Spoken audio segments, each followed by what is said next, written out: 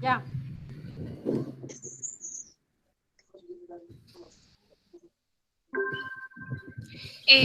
Buenas tardes. Somos estudiantes de séptimo semestre de Contaduría Pública de la Fundación Universitaria del Área Andina. Hoy vamos a hablar de las reformas tributarias desde el año 2010 hasta el año 2020. Este grupo está compuesto por 3 integrantes, que son Jimena, Edna y pues quien les habla, Jafisa Mendoza. Vamos a hablar de la ley 1430, que es la reforma tributaria del año 2010. Es la eliminación de la educación por inversión. Ay, bueno. Cerrar focos de evasión y eliminación progresiva del GMF, y que es del 2 por mil en el 2014 y de 1 por mil en el 2016 y desaparecerá en el 2018.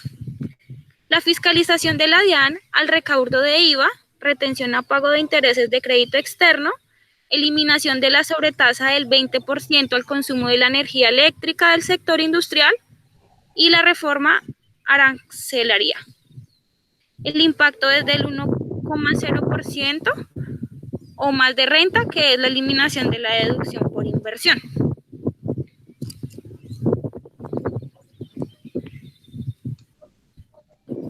Ahora vamos a hablar de la ley 1607, que es la reforma tributaria del año 2012. Es la creación del impuesto sobre la renta para la equidad del CREE como el aporte con el que contribuyen las sociedades y personas jurídicas y asimiladas para el ICBF. El IVA es el impuesto a personas naturales, impuesto a las sociedades, reforma del impuesto al valor agregado de IVA e impuesto al consumo de ganancias ocasionales y normas anti-evasión y anti-elusión. Exclusión de algunos bienes susceptibles de pagar por IVA. Servicios grabados con la tarifa del 5%, impuestos descontables.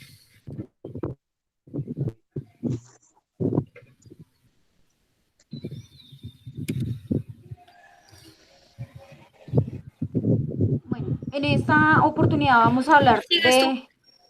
de la ley 1607 de la reforma tributaria del 2013.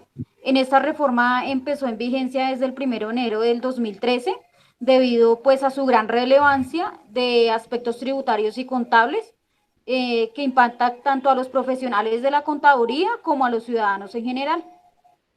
Este es un sistema obligatorio para la determinación de la base gravable del impuesto sobre la renta y complementarios que aplica únicamente a las personas naturales clasificadas en las categorías de empleados.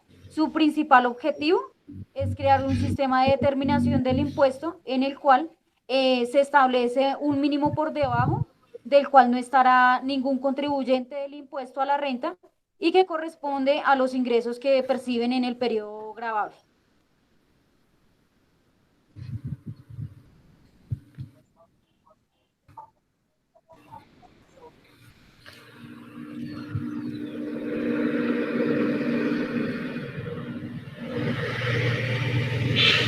En esta ley de 1739 del 2014 vamos a hablar pues de la reforma.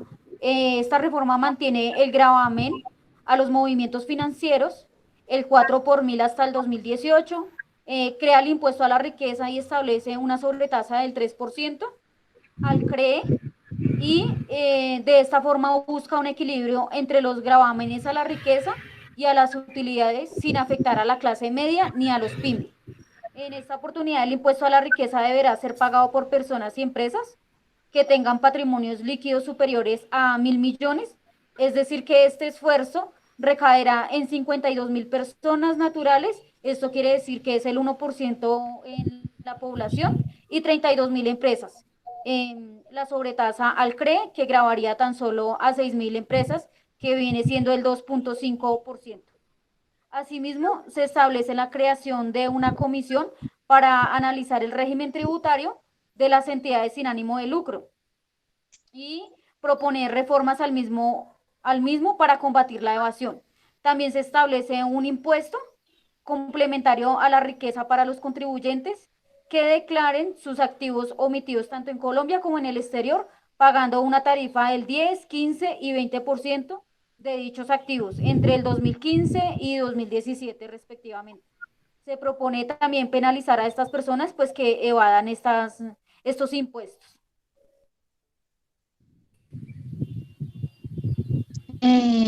Bueno, sigo yo. Les voy a No, hablar de unas... espera. ¿Sigues tú? Ok. Sí, sí, discúlpame, compañera. Y acá en esta ley de 1819 del 2016 encontramos dentro del contexto económico la reforma, pues en esta reforma pretende asegurar la sostenibilidad de las finanzas públicas, duramente afectadas por la caída de los precios internacionales como el petróleo, la volatilidad de los mercados financieros, por la desaceleración del crecimiento económico en China y la normalización de la política monetaria en los Estados Unidos. También nos habla de los temas centrales de la reforma que giraron al entorno del incremento de la tarifa del impuesto sobre las ventas de la degatoria del CRE.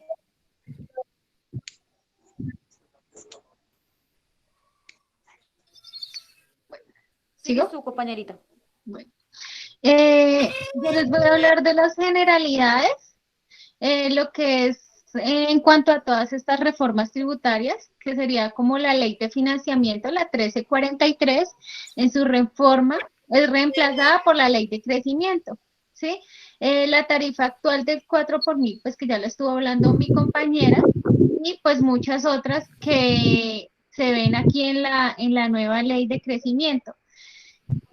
Para mí personalmente, pues tomar la ley de crecimiento pues está muy bien, ya que ha tenido en cuenta no solamente a los grandes contribuyentes, sino a las personas naturales, pequeños contribuyentes y personas que viven en extrema vulnerabilidad en nuestro país. Uno de los más puntuales y que me parece muy importante es lo de la renta presuntiva, la cual hoy en el 2020 tiene una tarifa del 1,5% y que se espera para el 2021 esté en 0%. La renta presuntiva es esta renta que se aplica al patrimonio, ¿sí? Ya que para la ley el patrimonio es productivo, debe ser productivo, entonces debe generar un mínimo de renta. ¿Sí? Lo que esperamos es que para el 2021 esta renta sea de un 0%. Otra parte que me parece muy interesante es el poder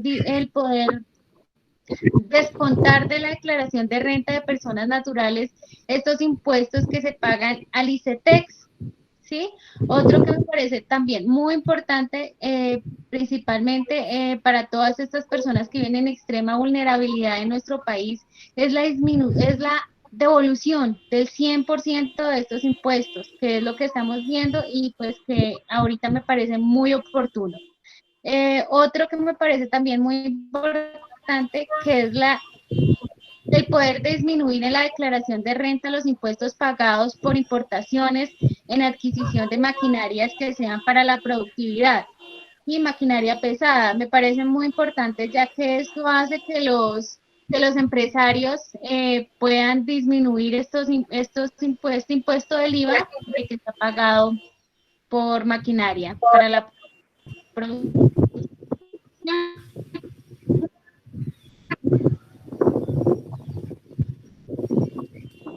Gracias, espero que ha presentado y gracias.